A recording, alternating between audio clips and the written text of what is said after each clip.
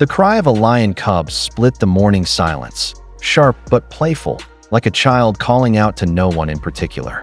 It was not a cry of fear, nor of hunger, but of joy, a sound so small it seemed to vanish against the immensity of the jungle that stretched around it. The cub's paws pressed clumsily against the soft earth as it tumbled near a thicket, chasing after shadows that flickered in the rising light. Its golden fur, still soft with youth, glowed faintly in the sun's warmth, and its tiny tail flicked back and forth with restless energy. Just beyond the trees, its mother hunted. She moved like smoke through the grass, her body low, each step measured and silent. For the cub, she was protection, strength, the great presence that kept danger away. But for this brief moment, she was absent, leaving her young one to explore the edges of the world with the reckless freedom only innocence allows. Above, in the green canopy, another family stirred. The gorillas had already begun their morning meal, tearing broad leaves and chewing with slow, steady rhythm. The largest female, her black fur brushed with dew, sat with her infant clinging to her side. Her eyes, dark and thoughtful, scanned the forest below. She noticed the cub, its playful cries floating upward, but she showed no alarm. To her, the cub was not an enemy, nor a threat, only another fragile creature testing its place in the wilderness. For a moment, two families, gorilla and lion, shared the same space, bound by nothing more than the quiet rhythm of life. The forest itself seemed to breathe in peace. Sunlight filtered through the leaves in golden shafts, painting the ground in shifting patterns. A breeze carried the scent of damp earth, mingled with the sweetness of wild blossoms hidden in the undergrowth. Birds darted between branches, their wings flashing silver in the light. Their songs overlapped in a chorus, sharp trills, long whistles, and sudden bursts of chatter that echoed through the canopy. The cub lifted its head at the sound, ears twitching, eyes wide, as if trying to memorize every note of this morning symphony. Yet not all sounds were innocent. Beneath the chatter, beneath the rustle of the leaves, there was a stillness too deep to ignore. The grass near the clearing swayed with the wind, yet in one place it stood perfectly still, stiff, and waiting.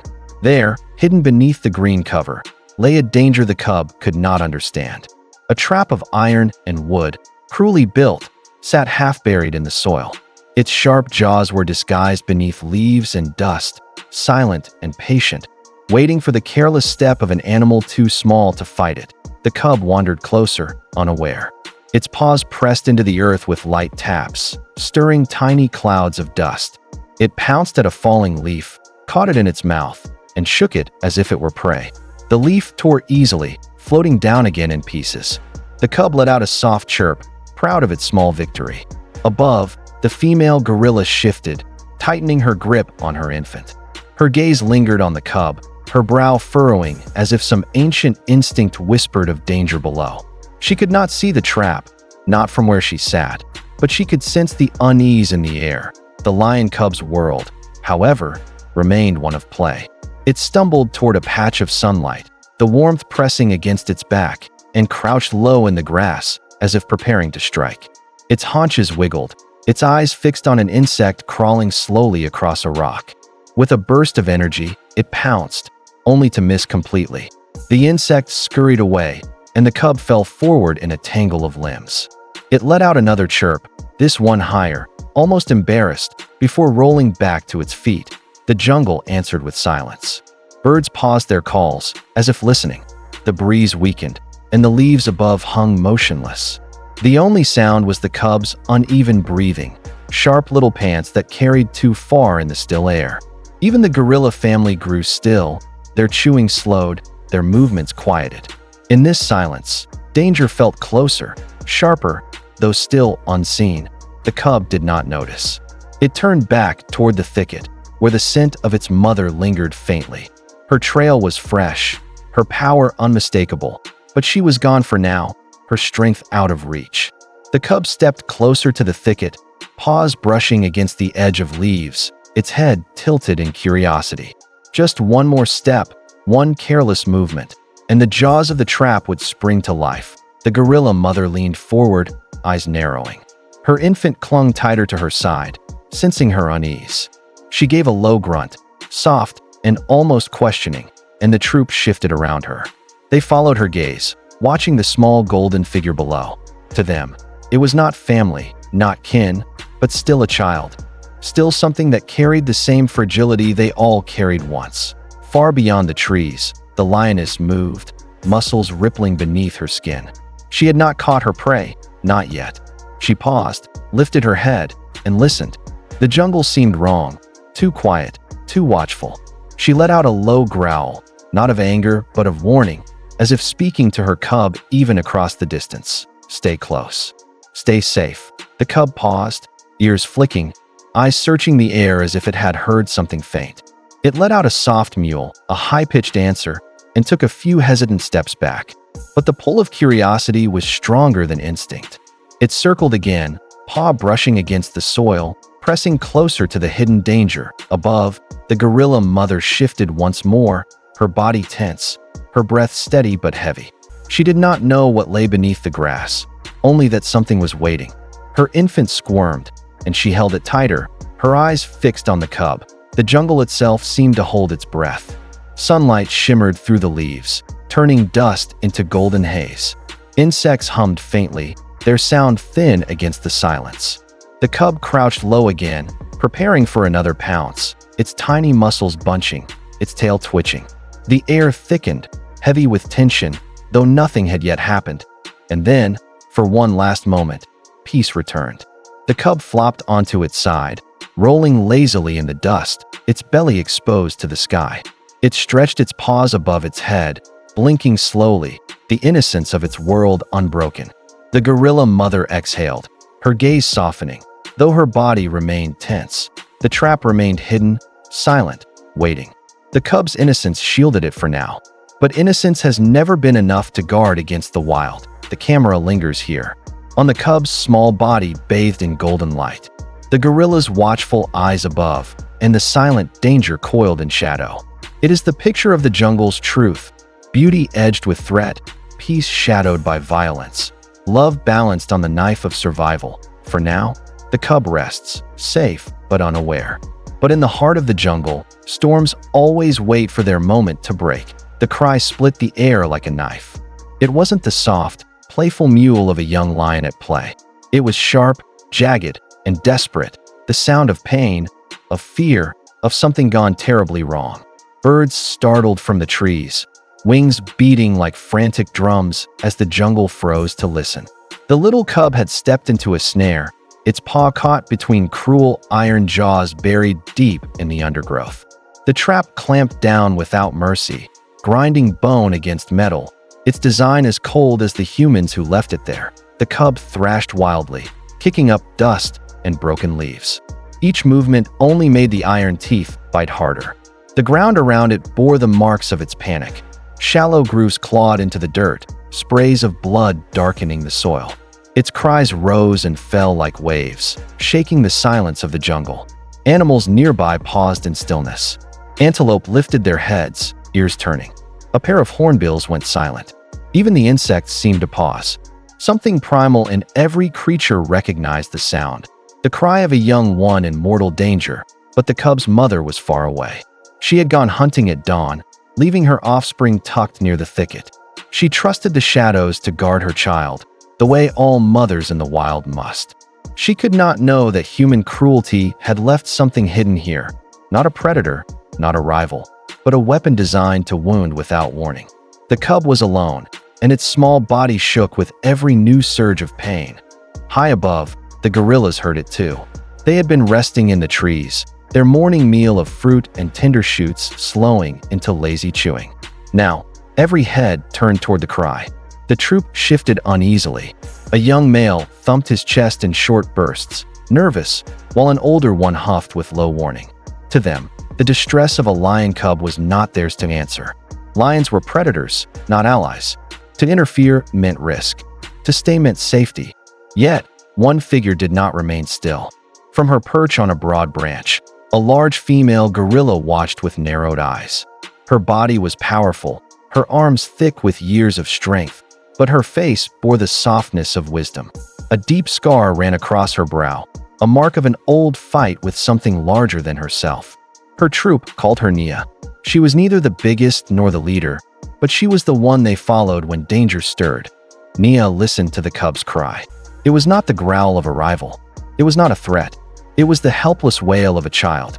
Something in her chest tightened, some memory buried deep, perhaps of her own infant lost seasons ago, perhaps of the countless times she had lifted her young against her chest, shielding them from storms. Whatever the reason, she did not turn away. Slowly, she began her descent. Her fingers curled over bark, her massive body moving with grace despite her weight. Leaves trembled and branches swayed as she lowered herself from the canopy. The rest of the troop stirred with unease, mutters of warning bubbling in their throats. One juvenile whimpered, pulling at her arm as if to say don't go. But Nia only paused once, casting them a calm glance, before continuing down into the dust and shadows below. The cub's cries grew louder as she approached. Its body writhed in the dirt, golden fur darkened with dust, eyes wide and wet with fear. The iron trap gleamed under streaks of sunlight. Its sharp teeth sunk deep into the soft flesh of the paw. Blood seeped, staining the ground in tiny pools. The cub snapped its jaws, more in terror than defense, every muscle trembling. To it, everything that moved now was danger. Even this giant shadow stepping closer. Nia stopped a few paces away, her breath heavy in the thick air. The cub's eyes locked on hers. In that fragile stare, predator and primate met on equal ground, not as enemies, not as strangers, but as two creatures caught in the same truth of the wild. Pain is universal, and so is the need for mercy. The jungle held its breath. A monkey scampered silently into the canopy. A breeze whispered through the tall grass, bending stalks but making no sound. The only rhythm was the cub's desperate panting, quick and shallow. Nia lowered herself onto her knuckles, moving slowly now, her weight pressing into the earth in steady beats. She reached forward, pausing at the edge of the cub's reach. The young lion shrieked, snapping its teeth in a final burst of warning, but the strength behind it was fading. Its body was growing weak, drained by fear and blood loss. For a moment, the gorilla simply watched. She studied the cruel device, the way its jaws cut into living flesh. Her nostrils flared at the scent of iron and blood, her ears twitching at the ragged sound of the cub's breath. Then, with a deep exhale, she reached out. Her hand, massive, black, and lined with scars, hovered above the trap. The cub froze, chest heaving, as if it too understood that everything would be decided in this moment. With sudden force, Nia gripped the trap. The metal was foreign, hard, biting into her palms, but her strength was built from years of cracking branches and tearing bark. She pulled. The trap resisted, groaning against her effort. She pulled again, her muscles flexing, veins rising against her skin. The cub squealed in fresh pain, but the sound only pushed her harder. With a sharp crack, the jaws loosened, snapping open just enough for the small paw to slip free. The cub collapsed onto the ground, its tiny chest fluttering. Blood dripped from the wound, staining its fur, but the cruel grip was gone. It whimpered softly, curling its body into itself, too weak to run but still alive. Nia sat back, her breath heavy, her palms scratched by the sharp metal edges. For a long moment, she simply watched the cub. She did not touch it, did not lift it. She only sat near, her presence a shield against the silence of the jungle. Above, the troop murmured, restless and uncertain, but they did not climb down. They only watched their elder as she kept vigil beside the tiny lion. The jungle exhaled slowly, as if releasing the tension it had held. Sunlight shifted through the branches, falling in soft beams across the dirt. The cub blinked weakly, eyes glassy but fixed on the massive shape beside it. It was not safety it saw, not yet, but something close to it. The space between predator and protector, between fear and compassion. And so the clearing held a strange peace. A lion cub lay broken but breathing, and beside it sat a scarred gorilla, her shadow falling across its trembling body. The jungle listened, silent, to a story no one would believe. Yet all could feel that in the wild, sometimes the fiercest strength is not in the taking of life, but in the choice to protect it. The cub lay trembling in the dirt, its paw torn and bleeding, its tiny chest rising and falling in shallow bursts. Every breath was a battle, every whimper a reminder of the cruel device that had trapped it. Beside the cub, the iron jaws of the snare still gaped, ugly and waiting, their metallic teeth smeared with blood. And there, looming in the half-light of the jungle, the gorilla remained. Her shadow stretched long across the ground, her breathing slow and steady, a deep rhythm against the cub's fragile gasps. For a moment, the world seemed to pause. The air was heavy, the cries of birds silenced, as if the forest itself understood the weight of what was happening. Predator and primate were face to face, yet neither moved to harm the other. The gorilla's dark eyes softened as she studied the trembling cub, her scarred brow furrowed with something that looked almost like sorrow, with a patience rare in the wild. She lowered herself onto her knuckles, crouching near the broken creature. Her great hands hovered above the cub, not touching, not threatening, just hovering, as though she too feared that one wrong move might shatter what little strength remained. Her fingers brushed the soil around the trap, tracing the cruel angles of the iron, as if she were trying to understand the mindless cruelty of the thing. The cub whimpered, shrinking back, but it did not run. It could not run. Then, with a deep exhale, the gorilla acted. She gripped the trap again, the iron biting into her calloused palms. The strength in her arms was the strength of ancient forests, the strength of one who had lifted her young, cracked heavy branches, carried her world on her shoulders. She pulled, muscles coiling, veins rising against her skin. The trap groaned, its rusted hinges screaming in protest. Again she pulled, gritting her teeth, until at last the cruel jaws shuddered open. The cub's paw slipped freed, it collapsed into the dirt, curling into itself, tiny body shaking from shock and pain. The gorilla sat back, chest heaving from the effort, her hands cut and raw from the iron's edges. She looked down at the freed cub, her breath settling into silence. For a heartbeat, the two locked eyes. The cub blinked, fear and confusion flickering in its golden gaze. It did not understand why this towering figure had come, why she had spared it when the jungle usually offered no such mercy. The gorilla, in turn, breathed out slow and calm, her dark eyes steady, her presence radiating something older than instinct, something like recognition. The jungle itself seemed to hold its breath. Sunlight filtered through the canopy, breaking into soft shafts of gold that lit the dust around them. Leaves swayed in the wind, carrying with them the scent of blood, iron, and earth. Yet all was still. It was as though time had paused to witness the impossible. Predator and protector bound, if only for a fleeting moment. By compassion, the cub whimpered again, softer now. Its body weakened, but its spirit still clinging to life. Slowly, the gorilla leaned closer, her massive hand lowering until it brushed gently against the dirt near the cub's body. She did not touch it directly. She only nudged the ground, guiding it away from the trap's shadow, nudging it toward the thicket where the grass was high and safe. The cub stumbled forward, dragging its wounded paw, collapsing once before pulling itself up again. Each step was painful, but the gorilla stayed near, watching, guarding, until the little lion reached the cover of leaves, and then, as quietly as she had come, the gorilla began to retreat. She rose to her full height, her dark shape towering for a final moment over the tiny cub. Her scarred brow caught the sunlight, her eyes soft with something unspoken, before she turned. Step by step, she faded back into the trees. Branches swayed, leaves parted, and soon she was gone, vanished into the green shadows like a ghost of mercy, leaving behind only the memory of what she had done. The cub lay hidden in the thicket, trembling but alive. Its eyes fluttered, heavy with exhaustion, but its breaths grew steadier with each passing moment. It was safe, if only for now, and then, at last, the lioness returned. She came with the power of thunder, her golden body rippling with muscle as she broke through the undergrowth. Her nose twitched, catching the heavy scent of blood, of fear, of her cub.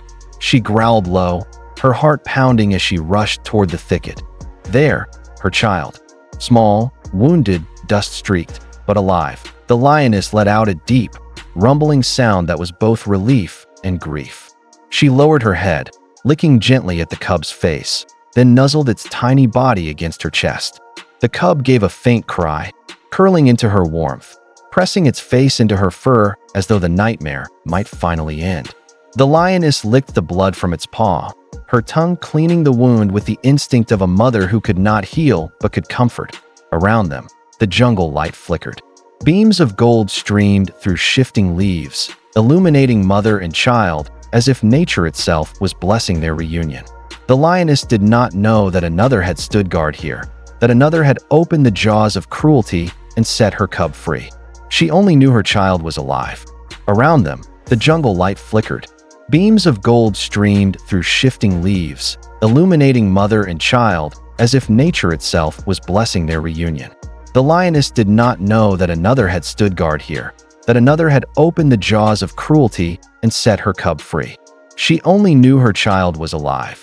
High in the canopy, the gorilla troop had settled again, their voices soft, almost hushed, as though they too carried the weight of what they had seen. And Nia, the scarred female, sat quietly among them, her gaze distant. She did not seek thanks. She did not wait for recognition. She had done what needed to be done and returned to her world, as though nothing had happened. But the jungle remembered. The wind carried the story through the trees. The rustle of leaves whispering of the strange moment when a gorilla freed a lion. The soil bore the marks of struggle, blood and dust mingling where predator had lain helpless and another had chosen mercy. And in the quiet that followed, a truth lingered like the fading glow of sunset. Even in a world ruled by survival, compassion could bloom in the most unlikely of hearts. The cub slept against its mother, safe at last. The lioness watched the horizon, ears twitching as shadows stretched across the land. Somewhere beyond, life and death played their eternal game.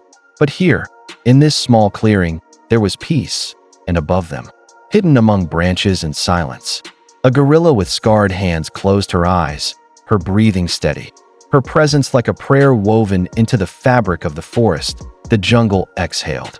The story was complete.